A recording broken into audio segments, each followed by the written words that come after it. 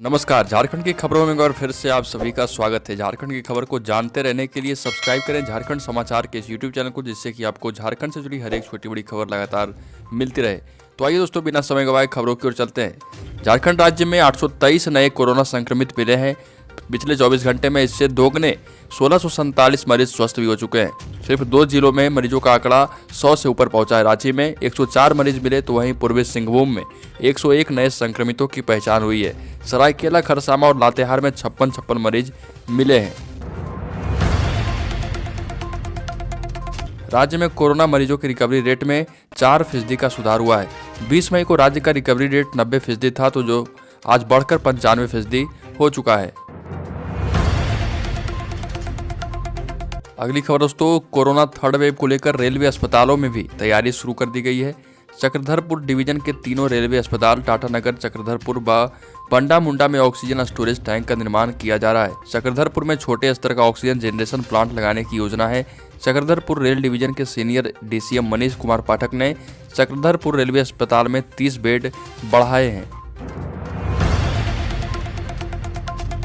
अगली खबर दोस्तों, रांची समेत झारखंड के विभिन्न इलाके में अगले 4 दिन बारिश के आसार हैं। साथ ही 30-40 किलोमीटर प्रति घंटे की रफ्तार से हवा चलने और वज्रपात की संभावना है। भारतीय मौसम विभाग रांची के मौसम वैज्ञानिक अभिषेक आनंद ने बताया कि 2 जून तक रांची में बादल छाए रहने और मध्यम दर्जे की बारिश के आसार है। वहीं राज्य के मध्य, उत्तर पूर्वी और दक्षिणी हिस्सों में भी बारिश हो सकती है। अगली खबर दोस्तों, झारखंड में यूनेस्को की रिपोर्ट के अनुसार कोरोना का सामाजिक परिवर्तन के साथ बच्चों के जीवन पर भी व्यापक प्रभाव पड़ा है। यूनेस्को के मुताबिक कोरोना काल में स्कूल बंद होने से 862 मिलियन बच्चे और युवा प्रभावित हुए हैं, जो वैश्विक छात्र आबादी की अनुमानित आधी संख्या है। बच्चों का मानसिक स्वास्थ्य कई तरह से प्रभावित हुआ है, क्योंकि इस स्थिति ने उनके बढ़ने, सीखने, खेलने, व्यवहार, बातचीत और भावनाओं को प्रतिबंधित करने के तरीके को बदल दिया है। और झारखंड में भी ऐसी रिपोर्ट आई है। दोस्तों, झारखंड में थर्ड वेव को लेकर अभी से प्रशासन ने तैयारी शुरू कर दी है। शहर के 38 निजी अस्पताल व नर्सिंग होम में एक सप्ताह में कम से कम 300 आईसीयू बेड तैयार किए जाएंगे। बच्चों के इलाज के लिए व्यवस्था की जा रही है। डीसी सूरज कुमार के आदेश पर सिविल सर्जन डॉक्टर ए.के. लाल ने जिले के 38 नर्सिंग होम व निजी अस्पतालों में सभी जिले के पत्र लिखकर 7 दिन में तैयारी पूरी करने को कहा है। अगली खबर दोस्तों, जरीडीह बाजार में हुए शादी समारोह से लौट रहे एक स्कॉर्पियो सवार युवक की मौत हो गई। हादसा स्कॉर्पियो के बोकारो कोलियरी के DD- के पास कुरपानिया 4 नंबर मेन रोड के टर्निंग मोड़ पर सड़क से करीब 100 फीट नीचे गोदो नाला में गिरने से हुई। स्कॉर्पियो में 4 युवक सवार थे। एक युवक गाड़ी के नीचे दब गया और इससे उसकी मौत हो गई, जबकि 3 युवक गंभीर रूप से घायल हो गए। चारों युवक बारात में आए थे और शादी के बाद धनबाद स्थित अपने घर लौट रहे थे।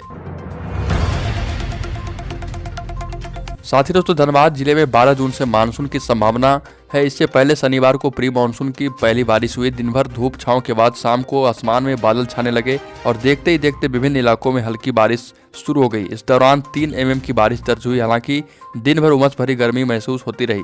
धनबाद में 12 जून से मानसून के आने की संभावना है। दोस्तों, झारखंड में ई-पास सिस्टम 3 जून को खत्म हो जाएगा। अभी राज्य में लॉकडाउन लागू किया गया है। इसकी मियाद 3 जून सुबह 6 बजे खत्म हो रही है और इसके साथ ही सरकार ई-पास की व्यवस्था समाप्त कर देगी, लेकिन एहतियात बरतना होगा। हेमंत सरकार ने ये घोषणा की है कि 3 जून से आप सभी को ई-पास सिस्टम से मुक्त कर दिया जाएगा। दोस्तों, प्रधानमंत्री नरेंद्र मोदी ने शनिवार को नौकरी पेशा लोगों के लिए सरकार का खजाना खोल दिया है। केंद्र अब ESIC और EPFO के तहत पारिवारिक पेंशन कर्मचारी जमा लिंक्ड बीमा योजना से उन परिवारों को वित्तीय सहायता प्रदान करेगी जिन्होंने कोरोना के कारण कमाऊ सदस्य को खो दिया है।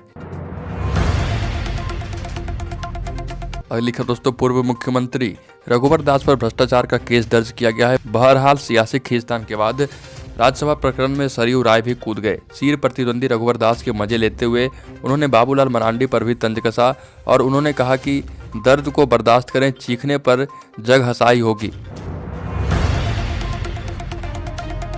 साथ ही दोस्तों, रांची में 300 ग्राम गांजा के साथ तस्कर गिरफ्तार। पुलिस की छापेमारी के दौरान गांजा बेचने का आरोपित भागने लगा। पुलिस ने खदेड़ कर आरोपित को दबोच लिया।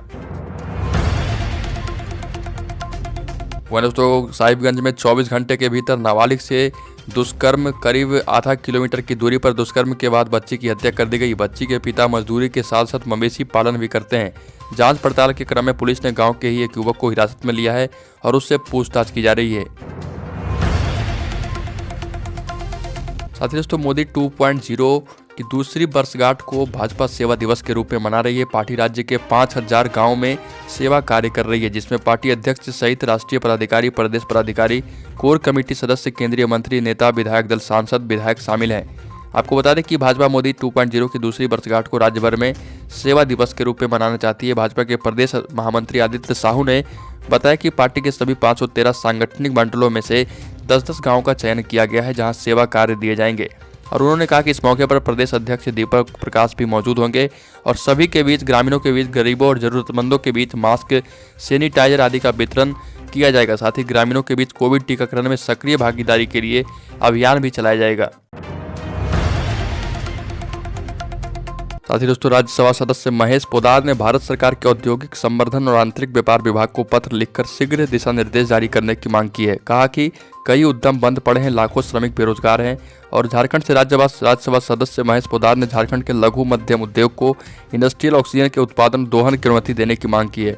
महेश पोद्दार ने इसके लिए वाणिज्य एवं उद्योग मंत्रालय के अधीन कार्यरत औद्योगिक संवर्धन और आंतरिक व्यापार विभाग को पत्र लिखा। पत्र में उन्होंने कहा कि कोरोना के गंभीर मरीजों के लिए अब ऑक्सीजन की जरूरत कम हुई है। देश के ज्यादातर अस्पतालों में ऑक्सीजन के डेडिकेटेड प्लांट्स लग गए और इसी आधार पर कई प्रमुख उद्योगों को ऑक्सीजन के इंडस्ट्रियल उत्पादन और दोहन की अनुमति मिलनी चाहिए। दोस्तों, झारखंड के हजारीबाग में 12 क्विंटल अफीम का डोडा लदा ट्रक जब्त, दूसरे राज्य ले जाने की थी तैयारी। झारखंड के हजारीबाग जिले के बरही अनुमंडल क्षेत्र स्थित राजमार्ग 2 में थाना की पुलिस ने शाम को पंचमाधव धोबिया डी रिलायंस पेट्रोल पंप के समीप जीटी पर भारी मात्रा में लाखों रुपये का डोडा से लदा एक ट्रक संख्या RJ7 को जब्त किया है। साथ ही दोस्तों, देश में कोरोना की दूसरी लहर जिस रफ्तार से बढ़े, उसी रफ्तार से उसमें कभी की रिकॉर्ड दर्ज की जा रही है। रोजाना केसों के 7 दिन के औसत की बात करें तो दूसरी लहर के पीक से महज 3 हफ्तों में ही कोरोना के रोजाना मामलों के 50% तक की कमी रिकॉर्ड की गई है। 7 दिन के औसत मामलों के मुताबिक देश में पहली लहर का पीक 8 मई को था, जब 3,91,263 कोरोना के मामले रिकॉर्ड किए गए थे और इन आंकड़ों में बीते दिन 50% तक की गिरावट देखी गई है, यानी यह आंकड़ा 1,95,183 तक पहुंच गया है। दोस्तों, झारखंड की खबरों में आज के लिए इतना। अगर आपने अभी तक इस चैनल को सब्सक्राइब नहीं किया तो सब्सक्राइब करें झारखंड समाचार के YouTube चैनल को, जिससे कि आपको झारखंड में हर एक छोटी बड़ी खबर लगातार मिलती रहे।